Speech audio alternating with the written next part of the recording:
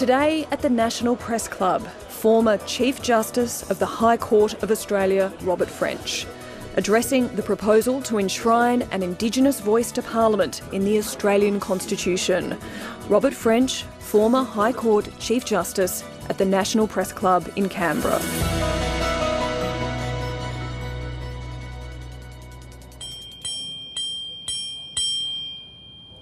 Good afternoon, ladies and gentlemen, and welcome to the National Press Club and the Westpac Address, coming to you today from Ngunnawal and Ngambri country, Canberra.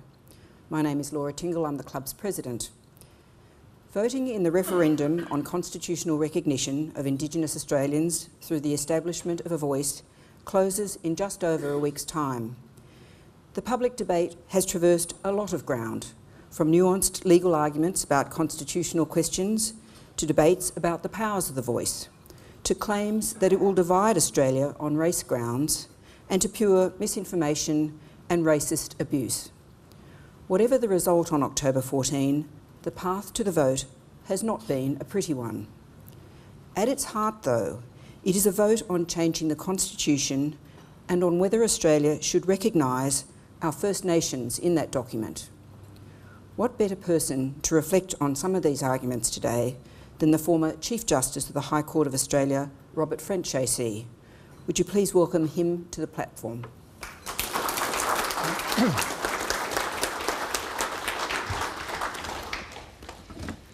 Thank you very much, and thank you for inviting me to address you today. It's nice to see some faces I've only ever seen on screen and hear some voices I've only ever heard over the radio. I'm also delighted to see some supporters from the Australian Academy of Law have taken out a table here to come along. We begin with the question, what is a national constitution? The Parliament of Australia website gives us a simple answer. A national constitution is a set of rules governing a country. Our constitution was the work of delegates from each of the Australian colonies who reflected the societies of which they were part and the worldviews of their time, worldviews which were not necessarily uniform. They were writing a constitution for a future which might be beyond their imagining, and they provided for its amendment by the people's vote. A number of factors drove the creation of the Australian nation out of a group of 6 self-governing colonies in the late 19th century. One of them was the notion of the Australian people as a race, reflected in Henry Parkes's statement at the Australian Federation Conference in 1890, when he said to a standing ovation that, quote, "The crimson thread of kinship runs through us all." Another was the need to present a collective voice in dealings with the imperial government of the United Kingdom. An old echo of present times can be found in the content of some of the opposition to the creation of the Commonwealth Constitution, reflected in the Victorian radical journal Tocsin, spelt T-O-C-S-I-N. In an article published on the 24th of February 1898, a contributor under the name Garver observed, 1, the people aren't ready to federate. 2, they don't know what it means. 3, their leaders and their newspapers are not brainy enough or honest enough to try to teach them what it means.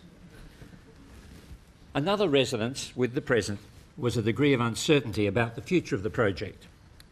At a celebratory dinner at the outset of the drafting process in 1891, Sir Henry Parkes said, to cheers and cries of "Hear, hear," "Gentlemen, I do not dive into the future, the conditions of which no man can foretell.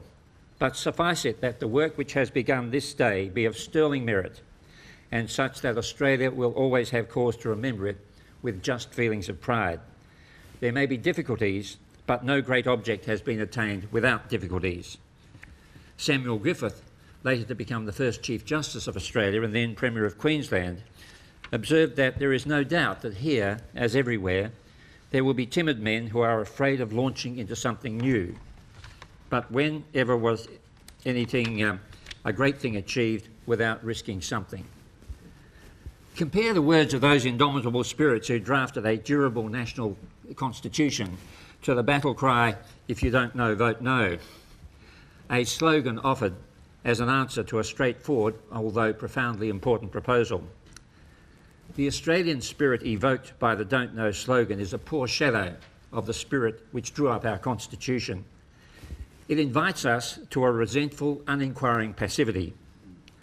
Australians, whether they vote yes or no, are better than that.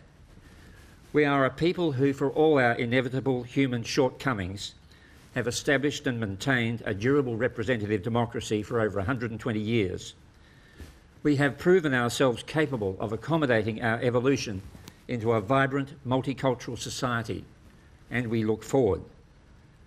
We can also look back to better understand where we have come from and where we are now.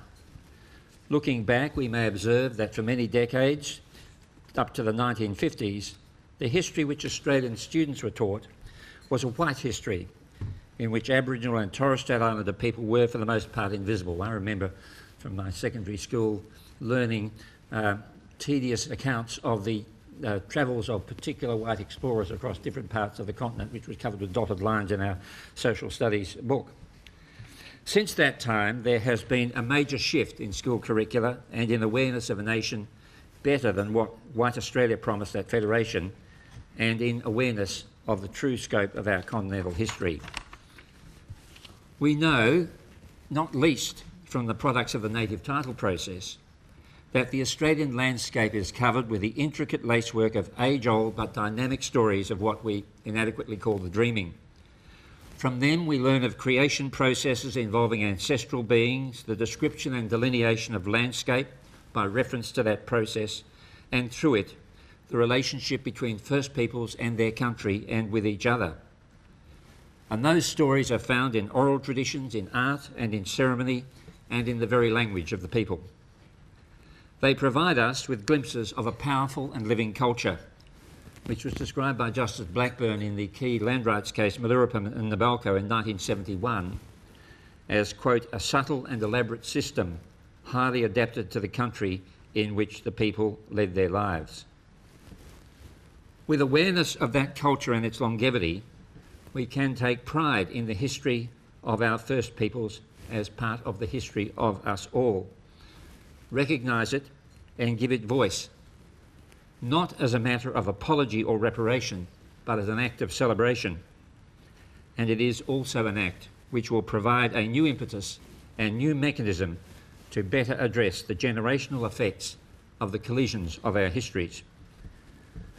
The distance which we have come can be illustrated with two examples from the past. There was at Federation a view, at least among some, that Australia's First People would ultimately die out or simply be absorbed.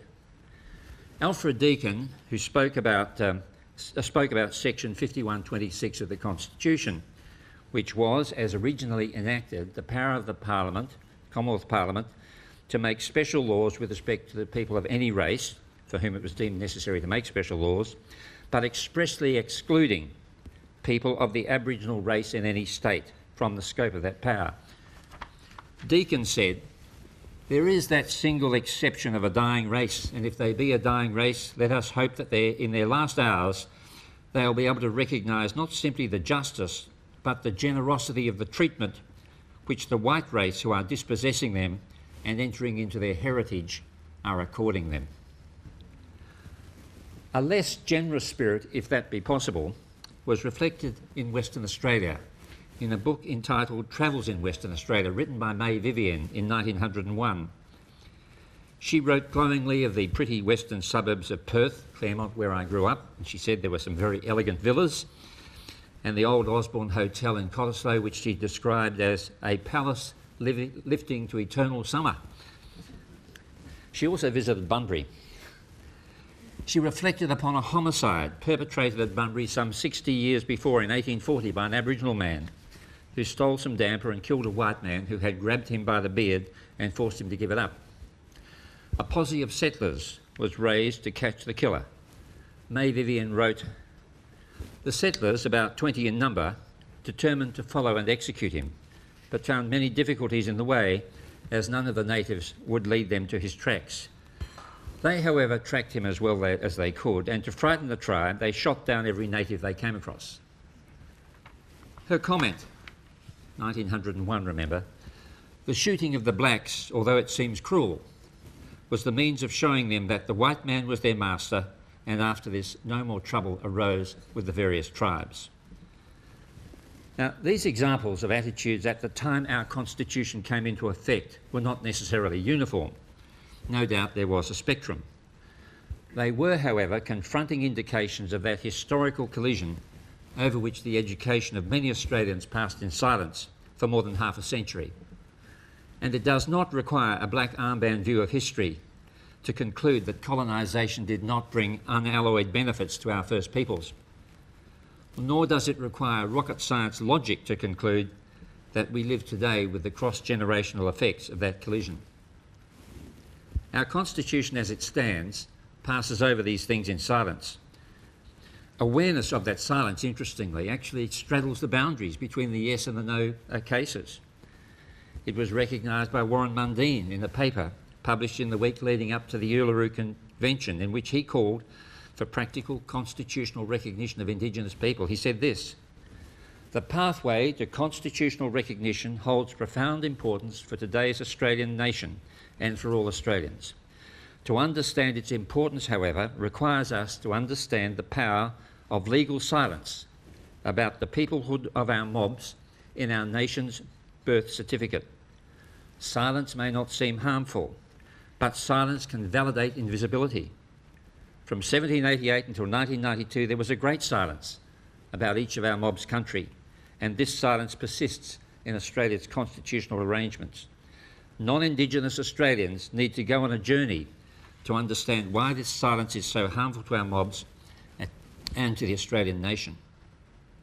I'll come back to those remarks in the context of the logic that says that constitutional recognition of people as the first peoples is not about race, but constitutional recognition of first peoples by the establishment of voice is somehow about race. Anyway, let us now turn to that silent constitution. The Constitution defines the three branches of government. Chapter 1 provides for the making of laws by the Parliament, Chapter 2 for their administration by the Executive Government of the Commonwealth, and Chapter 3 for the determination of disputes by the High Court and courts exercising federal jurisdiction. They provide for the constitutional institutions which exercise substantive powers: Parliament, the Executive and the courts.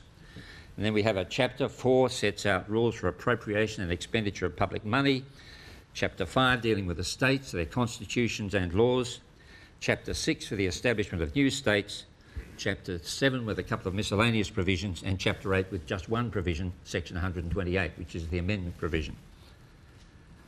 The proposal for the voice would insert a new Chapter 9, consisting of one section, 129, and the opening words of the new provision in 129.1 provide: "In recognition of the Aboriginal and Torres Strait Islander peoples as the first peoples of Australia, there shall be a body to be called the Aboriginal and Torres Strait Islander Voice."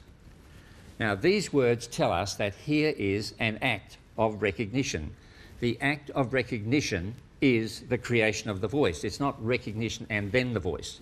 The two are indivisible. And it tells us, the simple words of that text tell us, that the recognition is based upon the historical character of Aboriginal and Torres Strait Islander peoples as the first peoples of Australia. The voice is a body, and the ordinary meaning of that word in this context is a group of people who work together. The only constitutional requirement is that it be called the Aboriginal and Torres Strait Islander Voice. Its core function is set out in Section 129.2. The Aboriginal and Torres Strait Islander Voice may make representations to the Parliament and the Executive Government of the Commonwealth on matters relating to Aboriginal and Torres Strait Islander peoples. Now, that word representations can cover submissions or advice about existing or proposed laws, administrative policies and practices. On no view can they give rise to any constitutional legal obligation for the Parliament or the Executive to accept or be bound by such submissions or advice. That said, of course, the establishment of the voice by a popular vote would generate what I have called a democratic mandate to respect those representations and take them into account. That does not translate into a mandate enforceable by the courts. The representations are about matters relating to Aboriginal and Torres Strait Islander peoples. Now, we know The term relating to can cover a broad spectrum, but they have to relate to Aboriginal and Torres Strait Islander peoples. Laws, policies and practices affecting Aboriginal and Torres Strait Islanders include education and training, family and social welfare, health, remote community services, community policing, Aboriginal art, cultural and heritage protection, traditional ownership of land and waters. All of those things are well within that range. The practical priorities which the voice would have to address are well within that range, and they're obvious enough. From the outset, it will be the voice's responsibility to establish its credibility and practical value to Parliament, the executive government, and through them to the Australian people. Finally, we have section 129.3, which tells us that the composition, functions, powers and procedures of the voice will be up to the Parliament to determine, using the authority conferred upon it by that provision. Now, there has been a lot of talk about, well, where's the detail? And of course, we know it's a constitutional provision, and one doesn't ordinarily find granular detail in a constitutional provision. The more detail you put in, the more room there is for argument. The government has set out some proposed design principles of the voice, which fit logically with the constitutional character, and they include that it will involve the provision of independent advice to the Parliament and the government of its own initiative or in response to requests. It'll have a membership chosen by Aboriginal and Torres Strait Islander peoples based on the wishes of local communities and serving for fixed terms to ensure accountability. The membership will come from every state and territory and the Torres Strait Islands, with specific provision for remote community representatives. Accountability and transparency and standard governance and reporting requirements, working in conjunction with existing organisations and traditional structures and respecting their work. It will have no veto power and will not be involved in the delivery of programs or the management of funding. Now, the design principles themselves, of course, are not part of the constitutional amendment. They foreshadow proposed legislation creating the voice in the exercise of Parliament's lawmaking power under section 129.3. So the ultimate form and functions will be in the hands of the elected Parliament. If the people say yes, then it will be up to everybody on both sides of the debate to contribute to making Australia's decision work for the benefit of all Australians. One example of what the design principles might look like in practice is found in the co-design model proposed by Professor Marcia Langton and Tom Calmer, and in the written paper, which I think will probably be available to anybody who wants to. I've set out some of the essential elements of that proposal. All that, of course, is just a model, an example of the way in which the voice could be constructed, but ultimately it'll be in the hands of the Parliament. If the Australian people say yes, they'll be saying to the Parliament, the government and First Peoples, this is our decision, now you make it work. I want to say something about race. It has been argued that the voice would entrench a race-based division in the Constitution. The voice is not a race-based institution. It wouldn't matter whether Aboriginal and Torres Strait Islander peoples were one race or dozens of different races. At Federation, there were hundreds of different Aboriginal languages spoken across Australia. The unifying characteristic which underpins the voice is their history as First Peoples, and that's plain on the words of section 129.1. Race is a term which began to emerge in the 17th century. Most definitions attempt to label groups of people primarily by their physical differences. It's even been applied to linguistic groups such as the Arab race or the Latin race, or even to religious groups. But as the Encyclopaedia Britannica observes, race has never in the history of its use had a precise meaning. There are no genes that identify distinct groups which accord with conventional race categories. When we talk of race, we talk of a scientifically meaningless linguistic usage, sometimes called a cultural construct. Of course, it was a well-established construct when our Constitution was drawn up, and is still reflected in the power conferred on the Commonwealth Parliament by section 51(26) to make special laws with respect to the people of any race. And as we know, until 1967, that power did not extend to people of the Aboriginal race in any state.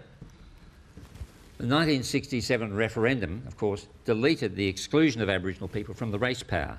It was beneficial in its intent, to extend the lawmaking powers of the Commonwealth Parliament to cover Aboriginal people, and it was supported by an overwhelming majority of Australians.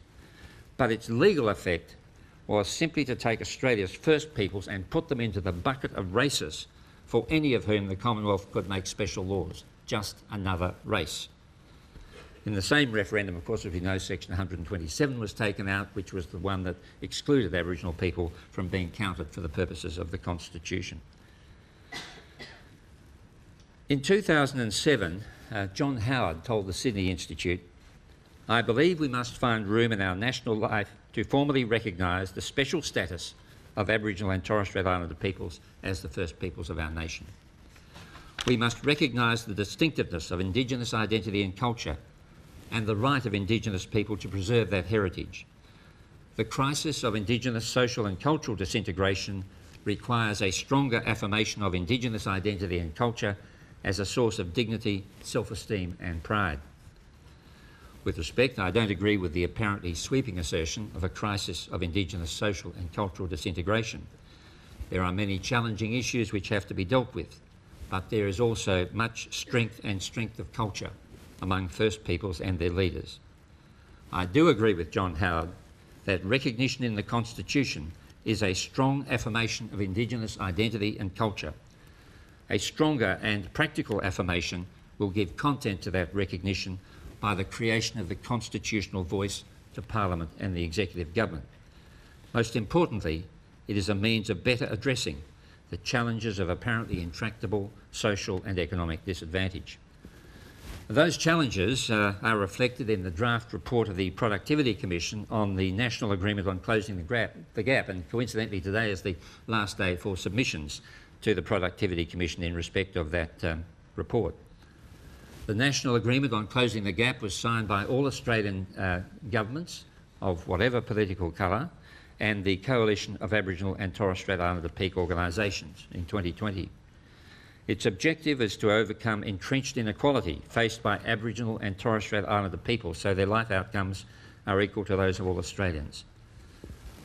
The Productivity Commission's review has led it to the conclusion that governments are not adequately delivering on this commitment. In reflecting upon the shortcoming in meeting those targets, the Commission observed that, and relevantly to the present debate, in recent years, Aboriginal and Torres Strait Islander bodies have been established in jurisdictions across Australia, and others are proposed or are being developed. They include the proposed Voice to the Australian Parliament and Government, State and Territory Aboriginal and Torres Strait Islander representative bodies, voices to state parliaments, treaty processes and justice commissions. Each of these bodies will or could have a role to play in holding governments to account for actions affecting Aboriginal and Torres Strait Islander peoples. For those who ask what are the practical benefits of a voice to the Australian Parliament and the Executive Government, the answer is clear. Constituted according to the design principles outlined by the Prime Minister, it will provide an opportunity for coordinated national advice from a First Peoples body, combining the experience of its constituencies and the competency and high professional expertise which is now available from many emerging First People leaders. If the intractable problems of education, housing, health, employment and incarceration can be more effectively and efficiently addressed with the assistance of the voice, the potential benefit in the more efficient use of public funding and the practical improvement for our society generally will emerge. I want to make some brief remark about what I call the immense accumulated body of knowledge and expertise, lived experience and connection to their own communities of First Peoples across Australia. I've seen concrete examples of that potential and its realisation in my career.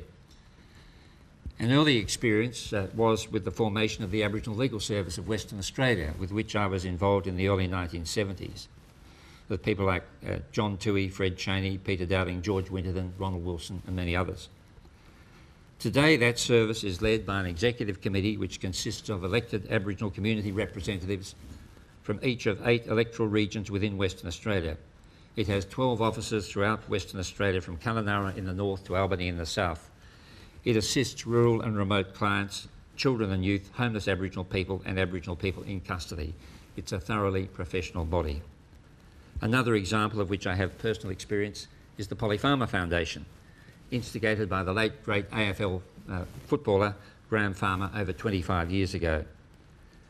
That remarkable organisation provides in-school programs at primary and secondary levels, learning clubs and STEM clubs at the primary level, and the Follow the Dream program in secondary schools. The programs operate in 138 schools, mainly concentrated in Western Australia, and they serve something like 2,700 students. They have led to significantly enhanced outcomes in the secondary school completion rates. And the alumni, a really impressive cohort, are represented in many fields, including law, arts, education, medicine, financial services, sciences, trade, community work, and incorporations of small business. Like the Aboriginal Legal Service before it, the Foundation has evolved into an Aboriginal-led body with an impressively professional board. And yet, these programs only touch a percentage of Aboriginal students. The overall rates of school completion in Western Australia are lamentable. I fix upon these examples because I think sometimes there's a danger that when talking about the voice, we can talk only through the prism of all the things that are wrong that have to be fixed. It's also important to know that there are wonderful results when things are done well, and there are plenty of examples of those around the country. I hired a young woman as my associate when I was a federal court judge. I think it was the first Indigenous associate in Western Australia. She was a mature ager. She had to deal with all of the issues of extended family and all sorts of social pressures. But she went through with flying colours. That was many years ago. And recently I met her at a function, and she introduced me to her daughter, who is a medical practitioner who just finished a locum at Alice Springs and was on her way to Cairns to do another locum. I thought, what a wonderful story that was. There is, of course, an older generation of outstanding Aboriginal leaders who have paved the way to this moment, and Pat Dodson, whom I know will be speaking to you next Wednesday, is a key example. He's done many things as an Aboriginal leader in his lifetime. One of them I observed at close quarters as President of the National Native Title Tribunal in 1995. In that year in Broome, he brought together 3 local clans with somewhat differing perspectives on their native title claims and formed a working group representing all of them, the Rabibi Working Group, so that they could engage effectively with the Shire of Broome on pressing issues of town development. That working group became a means by which different Aboriginal voices who might disagree on some things could come together as one on matters in which they had a common interest. And there was a wonderful day in which we actually had a signing ceremony for an agreement between the Rabibi Working Group on a hill overlooking Roebuck Bay, it was not just the fact of the group coming together for this purpose, but also establishing a template for how they were going to proceed in future in dealings between the Broome Shire and them in relation to town developments, because there was a lot of pressure on Broome too.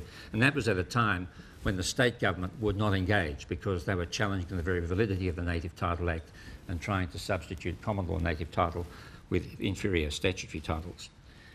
There is an immense task for the voice as an instrument for the informed improvement by Parliament and Government of the situation which poses chronic challenges of social and economic disadvantage suffered by many of Australia's First Peoples. But from my observation, they have what it takes to lend themselves to that task if the opportunity is afforded. Much has been said about legal risks associated with the inclusion of the voice in the Constitution. I'll repeat briefly some basic propositions which I've made about those risks publicly and in other places, including before the Joint Select Committee. The first proposition is that the value of the voice will derive from the content of the representations which it makes to Parliament about existing or proposed laws and to the Executive Government about existing or proposed administrative policies and practices. There is no available reading of the amendment which would require either Parliament or the Executive to act upon representations. They would have to be considered on their merits and in the light of other legislative and administrative priorities. Nor is there any available reading of the constitutional change which would bind the Parliament to have regard to representations from the voice about a proposed law as a condition of its power to make such a law. Absent express words to that effect, the law-making powers of the Parliament set out in Chapter 1 of the Constitution could not be impaired by an implication based simply upon the power of the voice to make representations to it. Of course, Parliament can adopt internal procedures to provide for the voice to be heard, but these internal procedures would not have a constitutional status legally enforceable before the courts. Further, the Parliament could make a law defining the means by which the voice would make its representations and the ways in which Parliament could receive it. It might be a joint standing committee, it might be a designated minister to present representations and table them. It's been suggested that an over-speaking voice might deluge all and sundry in the executive government with its opinions. Now, the Parliament can, under section 129(3), prescribe the means and mechanisms for representation to be made to the executive government. They might, for example, have to be directed to the relevant minister or a body nominated by the relevant minister. The Parliament can determine to whom and how representations can be made, and it's not required to permit representations to be made to any person or authority engaged in the work of the executive government, which would cover a spectrum from the Governor-General to Ministers of the Crown and a vast array of public officials. It's been argued that representations made by the voice to the executive government could be mandatory relevant considerations in executive decision-making. Now, by that I mean that it would be a consideration that would legally have to be taken into account before you could validly carry out an executive function. And the suggestion is that it would somehow be implied out of the constitutional words of section 129.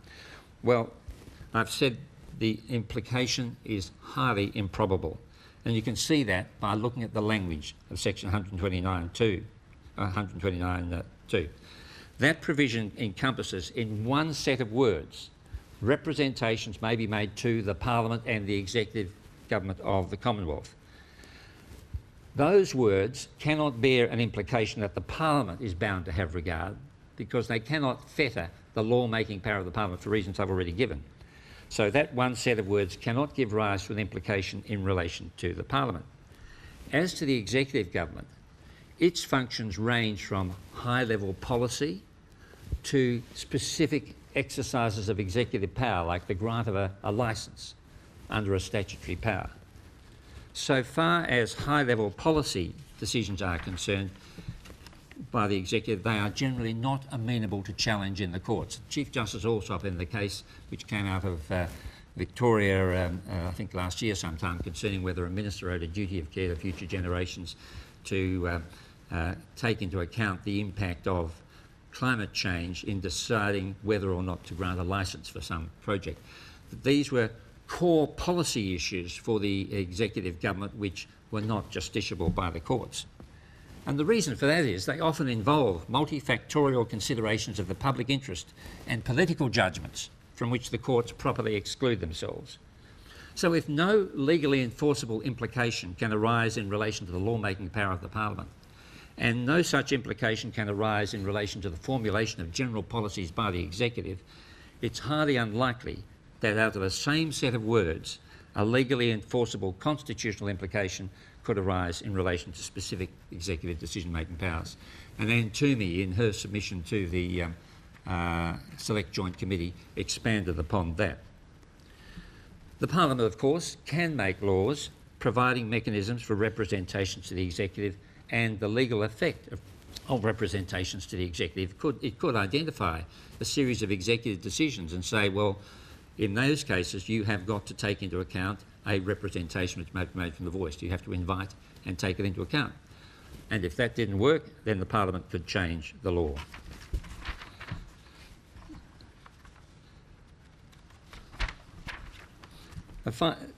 I'd like to make a final observation about some of the language which has been used to characterise the voice. And I fixed upon the term Canberra bureaucracy.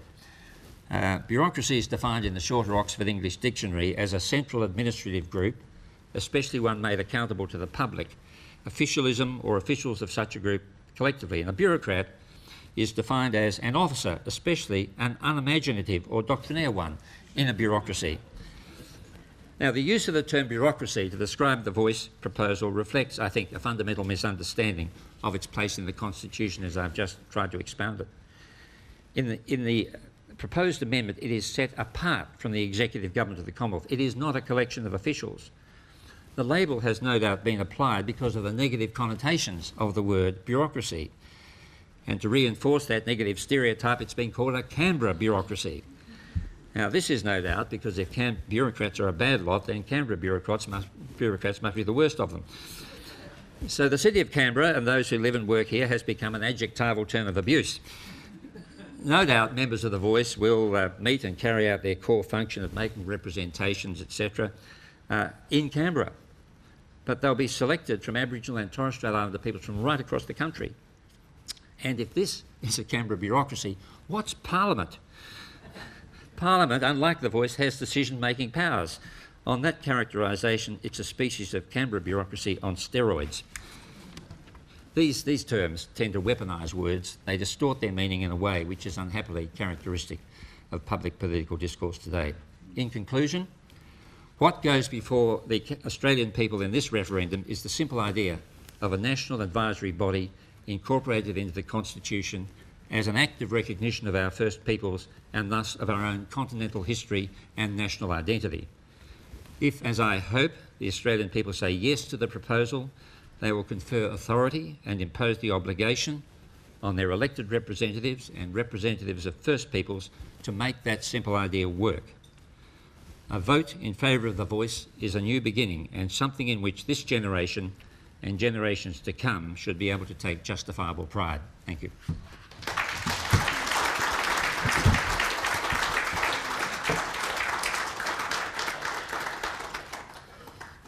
Thank you so much for your address. Just drawing out a couple of threads from your speech. You talked a bit about some of your previous experience in Indigenous relationships and organisations and developments. And you also quoted Warren Mundine talking about the silence that can be so harmful, and particularly as it related in the past to silence about land, and that the silence persists in our constitutional arrangements. You were the president of the National Native Title Tribunal, which was also the subject of, well, the tribunal itself wasn't, but native title obviously was the subject of a lot of alarm over time.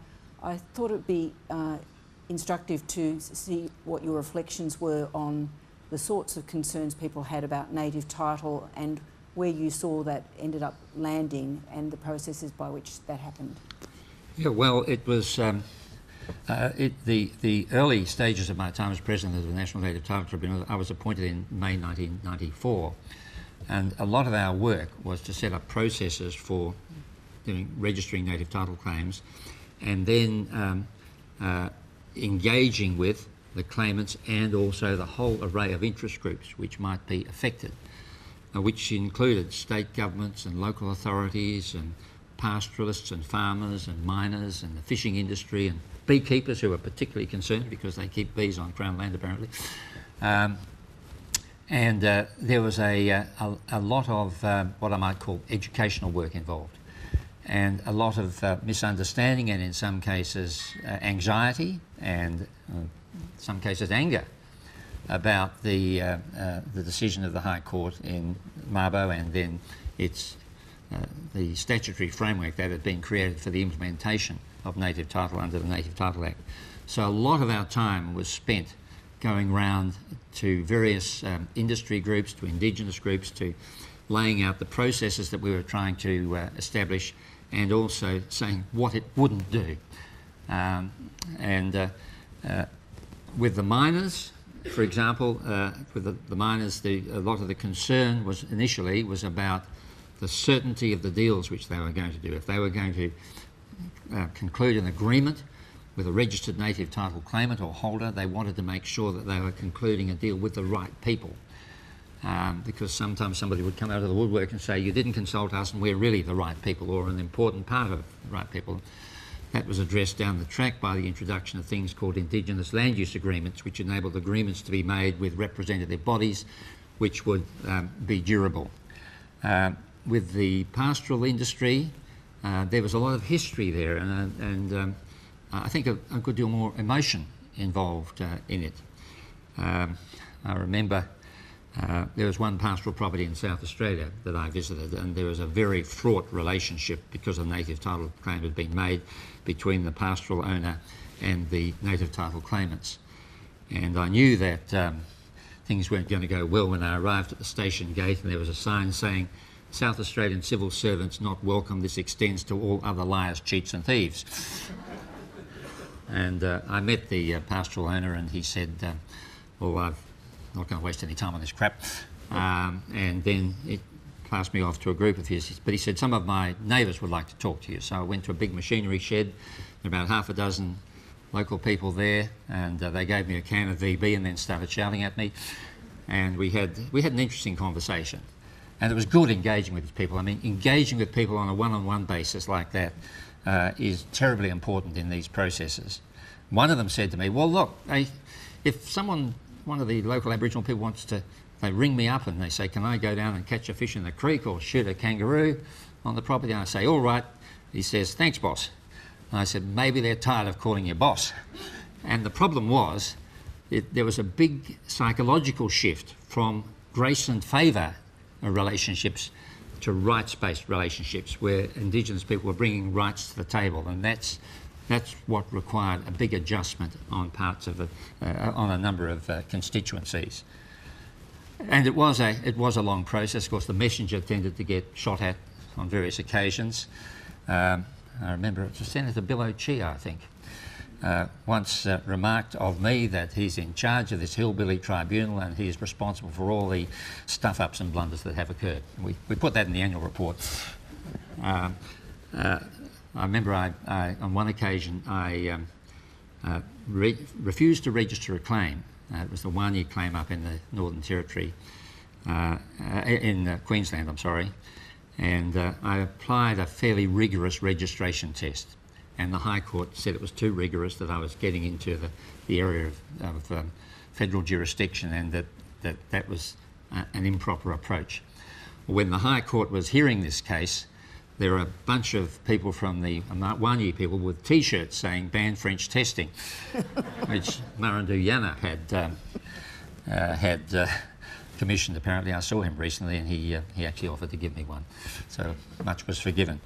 But there was a change. The sky did not fall in.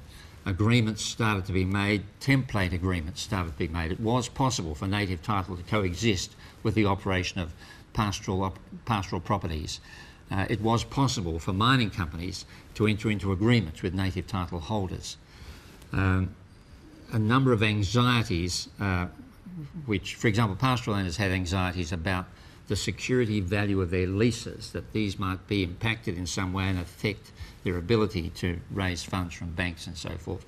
So over a period of time, native title has, in terms of the claim process, has settled down, but it took a kind of educational and interaction process which went for some years. I mean, even now there are discontents, obviously, about native title, and we've got the question of compensation claims, which is still brewing around, and no doubt that will require some working out as well. But looking back on that period and what's happened since, and the Native Title Tribunal really has effectively, most of its functions have been subsumed into the federal court, there's been immense progress. And one of the things that people who had to engage with that process found was that they were being exposed to the traditional law and culture of the claimants, who had to address and articulate their traditional law and culture as the basis for their connection with country, which went right back to the time of annexation. That was the requirement for common law recognition of native title. And so we saw, I think, a kind of cultural shift. And I think it's manifested in, I know people rubbish the formulaic welcomes to country or acknowledgements of country, but that reflects a very significant cultural shift over the last 20 years or so.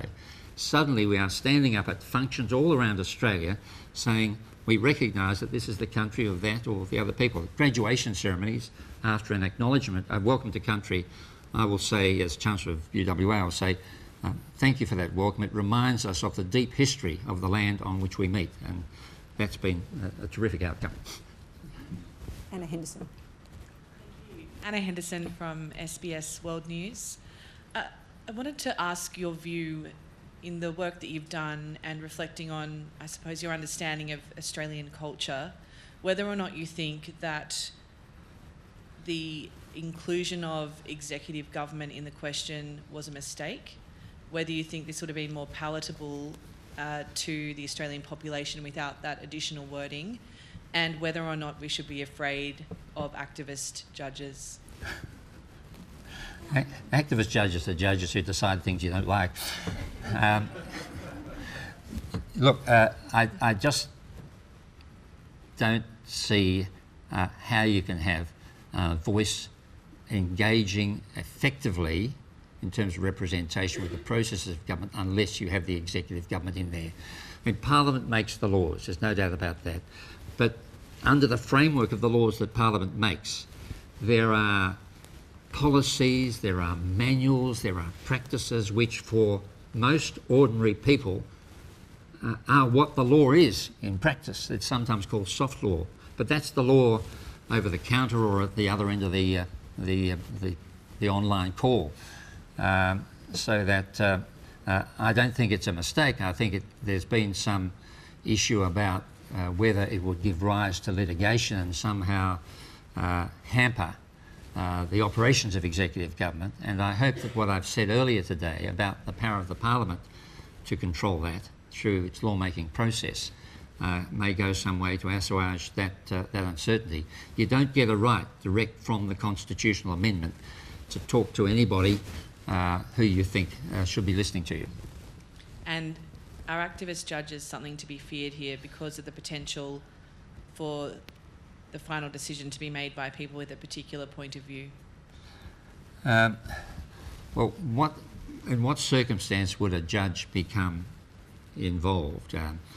Let's suppose that you had an Act of Parliament which said that this executive official, in making a decision on a certain class of licence, had to take into account a representation made by First Peoples, okay, or the Voice, and had to invite a representation from the Voice. And suppose that decision maker didn't do that. The condition of the decision maker's power has not been satisfied. And so, as often people do, you go to court and say, I want you to exercise that power properly. Take account of what I have said, or take account of the mandatory relevance. Now, there's nothing activist about that. That's kind of administrative law 101. Of course, if you get a judge who pushes the boundaries and strains to a result, then that judge will almost certainly get overturned on appeal anyway. So I don't see that as a real threat. I mean, the term activist judge was invented by Arthur Schlesinger Jr. in Fortune magazine about 1957, and he labelled some of the Supreme Court judges of the US as activists and others as champions of restraint. And there have been thousands of journal articles written since discussing what are activist judges, and nobody really knows. Thank you. David Crowe. Thank you, Laura. Thank you, Mr. French, for your speech. We had Warren Mundine here at the National Press Club in recent weeks, and the subject of you came up because, of course, I pointed out to him that you were supporting the Voice, and the counter-argument that day at the Press Club was, well, you're not the only former member of the High Court, and there are other opinions. So I want to put to you one of those other opinions, which is Ian Callanan. And I guess the remark that he made earlier this year, which is often cited now, I'll read it out. Stretching my imagination only a little, he wrote, I would foresee a decade or more of constitutional and administrative law litigation arising out of a Voice, whether constitutionally entrenched or not. This is the concern about a decade of uncertainty in the law because everything is going to be taken on appeal. Do you see a decade of litigation out of a Voice? And what's your response to people who would say the mere prospect of that decade of litigation is a reason to say no? Okay. Well, first of all, with all due respect to Ian Callanan, I wouldn't think that gloomy prognosis is a probable one, and I've indicated some of the reasons for that. I'm sorry, the second half of the question was... Well, is it a reason to say no to the voice? If there's going to be a decade of litigation and everything's going to be subject to uncertainty... I would say as a lawyer, you would never say never, of course. I couldn't say that there won't be litigation. Somebody might... and sometimes there's litigation which is quixotic and hopeless. Sometimes there's litigation which has a reasonable point. So as a lawyer and a former judge, I would never promise absolute certainty. If you have a lawyer who says to you, we are certain to win, you must change your lawyer because there are often reasonable arguments on both sides. But for me, and I've written this before, it's a matter of assessing the risk against the return. I see the risk as low, very low, compared with the potential benefits of the outcome, and that's the best I can say. When I was appearing before the Joint Select Committee, Jason Wallahan asked me, his opening question was, would you agree that the law is more of an art than a science? And I said to him, well, if by that you mean that the law involves evaluative judgments on which reasonable minds can sometimes differ, whether it's the construction of a contract or a statute or the Constitution, of course, we all know that you can have ranges of uncertainty. But what you have to do in making a decision is to assess the risk and look at the benefit against that. Thank you. Katina Curtis. Katina Curtis from the West Australian.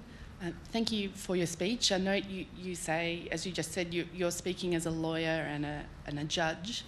Does it disappoint you then that a lot of your fellow West Australians seem like they are going to make their decision on this question based on a state law, the Aboriginal Cultural Heritage Act, rather than the kinds of legal arguments that you're mounting?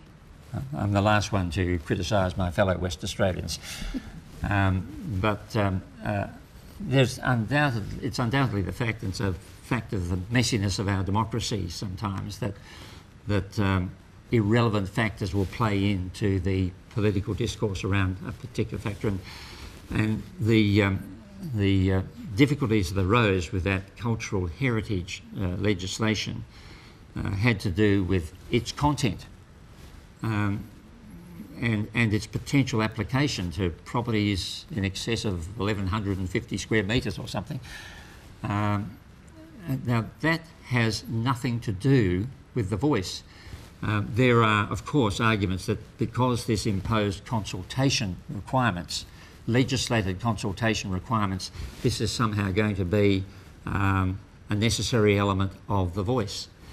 Now, the Parliament would be able to create consultation requirements for the voice, but it can also make sure that the scope for legal challenges, if you like, arising out of that is limited. And of course, they've rolled back the cultural heritage legislation or withheld the passage of it for the time being in Western Australia. All I can say is there are a lot of factors, sometimes non-rational factors, which play in. You can try and make the explanations, draw the distinctions. It's no good. It's no good, as I said, I think in one of Kate Cheney's exercises, sledging people. You just put out the positive case and say, look, that's not really a problem which reflects upon the opportunities and the potential of the voice. Rhiannon Down. Rhiannon Down from The Australian, thank you for your speech. Will the government need to give prior notice to the voice of a potential decision in a policy area affecting Indigenous Australians so the voice can make an informed representation before any decision is made? Would this be important, particularly for decisions impacting Indigenous Australians that do not require legislation and are made by executive governments? Well, if the Parliament enacts a law going to composition powers, functions and etc. of the voice, requiring consultation, prior consultation for certain classes of decision, of course it can do that, but it's not something that comes out of the constitutional amendment itself. But for things that are not legislation, for other decisions? I'm sorry? But for other decisions that are not legislation? Well, if there's no legislative requirement to consult, then you won't be able to find that requirement from the Constitution itself without supporting legislation. Thank you. Paul Carp. Paul Karp from The Guardian. Thanks very much for your speech, Mr. French. I have one on another topic. The Attorney General's Department is consulting on setting up a judicial commission, and some of the main design questions there are whether it should be able to investigate High Court judges and former judges. Could I please ask your position on those questions and how you would respond to a punter who might say, if the National Anti-Corruption Commission can go after a cabinet minister or former politicians, that the same principle should apply to the courts? Well, we're going a bit off-piste here, but I'm not sure it's up to me to formulate a position. But personally, I don't see I mean, there are some technical problems which will be involved with, say, reviewing the conduct of a High Court judge or former judge, but that would be best dealt with by using a retired judge or other authority of that kind. Obviously, you wouldn't use a serving judge for that sort of work. And the question is then, what happens after that?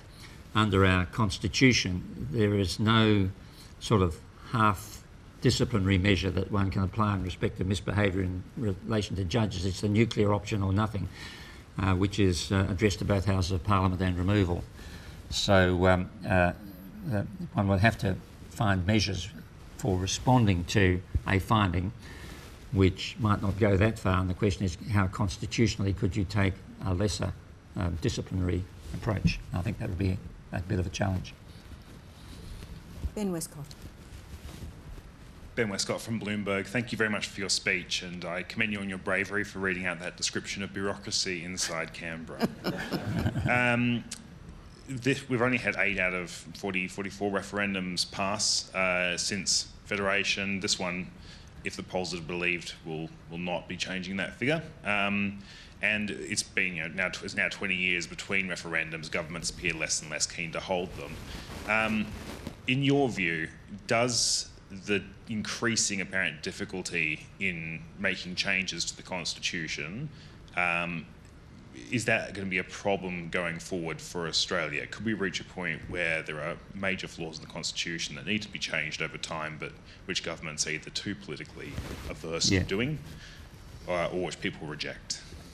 I think there are maybe some lessons which will be learnt from this exercise if the referendum fails, and that might be as to the approach to socialising, to use a buzzword, a proposal, and ensuring that we're all sensitive to the sorts of issues that might arise in relation to it.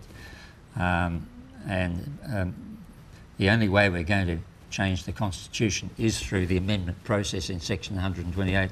I might say, by the way, that the last successful referendum was that which made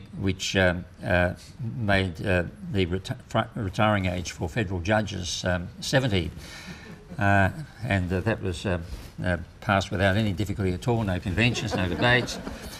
I've got in my chambers in Perth a photograph of 5 living Chief Justices, Sir Anthony Mason, Sir Gerard Brennan, who's of course passed away since then, and Murray Gleeson and Susan Kiefel and myself, and as somebody remarked, it's a tribute to the combined effects of constitutional amendment and medical science.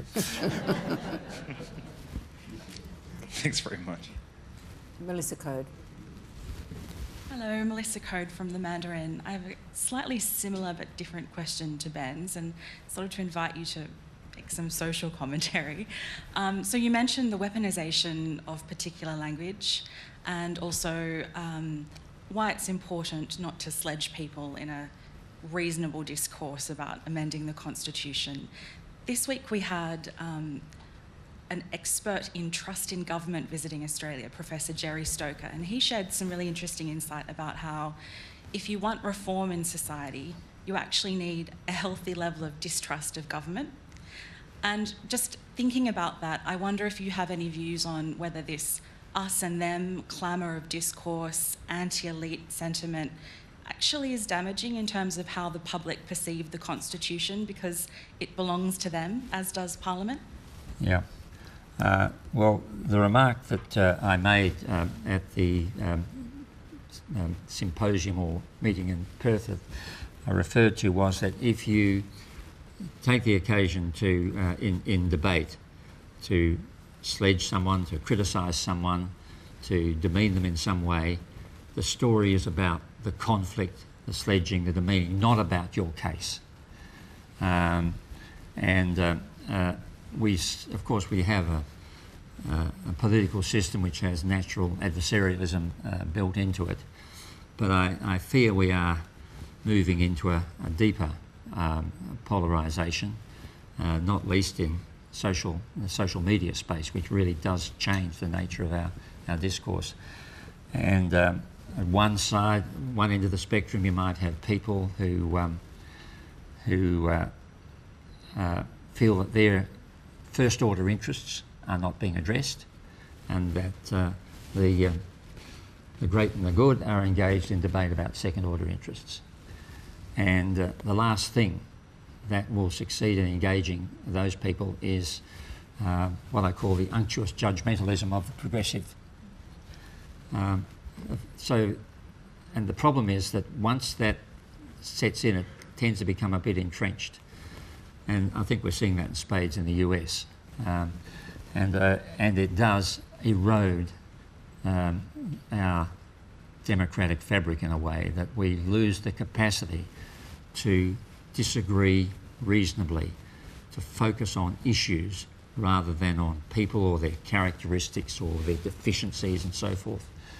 And I think the media may have a role in this. The media may have a role in perhaps not, this is not a criticism, but perhaps not seizing upon the so-called gotcha moments, the mistakes, the trip-ups. Somebody says this or that and it's then taken, reflected as an insult on someone else when it really isn't, when looked at in context. I think it's really important to focus on the true issues of the day in terms of reflecting the debate that we're having into the public arena. I know that the mainstream media have great difficulty, I think, in affecting what's going on in social media, and that sort of peer-to-peer stuff. And you see also some reflection of that, people in silos shouting at the world and agreeing with each other. And I see that in some of the online newspaper commentaries. I made the mistake of reading an online newspaper commentary of a report of my remarks the other day. I think one of them said, "Oh, just another French letter to use and chuck after 5 minutes." So there's that sort of comment. You have to be pretty robust in politics and public debate, I know, but I think we can do a lot better than we can, and I think there's a real problem if we keep going down the path that the United States seems to be getting to. Final question from Anna Henderson. Thank you. We know from the statistics that Indigenous children in the 10 to 17 age group are 24 more times more likely to be in detention in Australia than other young people. What is your view on that statistic, reflecting on the fact that you are someone in the Yes campaign who would like to see constitutional change, disadvantage addressed, and what kind of action do you think should be taken to address that figure? Well, there are a number of horrible statistics. That is, one of the worst, of course, the incarceration rates. And we've been seeing a lot of that in Western Australia and debates around juvenile detention in Banksia Hill and so forth. I think that, I know that all sorts of things have been tried, but I think we need a really systematic attempt with advice from a body like The Voice to look at the alternatives to incarceration, which nevertheless help us out in the area of public safety. I mean, there's always that problem. There was a demonstration in front of Parliament House, I think, in the Northern Territory in Darwin not so long ago because of issues that had arisen. And I think we have to intervene very early on in the life cycle of children who are exposed to that kind of thing. And that means the education system. I mean, it's a holistic thing. You have to intervene with the education system to make sure that people are getting, young children are getting exposed and continuing in the education system, and that's something that I mentioned earlier on in the context of the Polly Farmer Foundation. We've got horrible statistics in Western Australia in terms of completion of secondary school by Indigenous students who start out.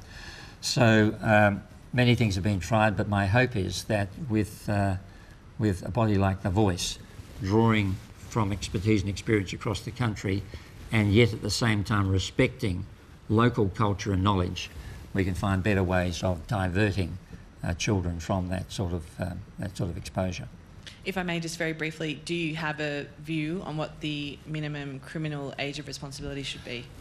Well, whatever age it's going to be, if you raise the age of criminal responsibility, you can't do that as an isolated exercise. If you're going to put it up to 14, for example, you have to work out what you're going to do with those who were offenders between the ages of 10 and 14. I mean, at the moment I think it's 10 in Western Australia. The move is to make it 12, there's a push to make it 14. But unless you deal with the social issues around the offending, whatever criminal age of criminal responsibility it is, then you're still going to be stuck with the problems. Please thank Robert French for speaking to us today. Thank you.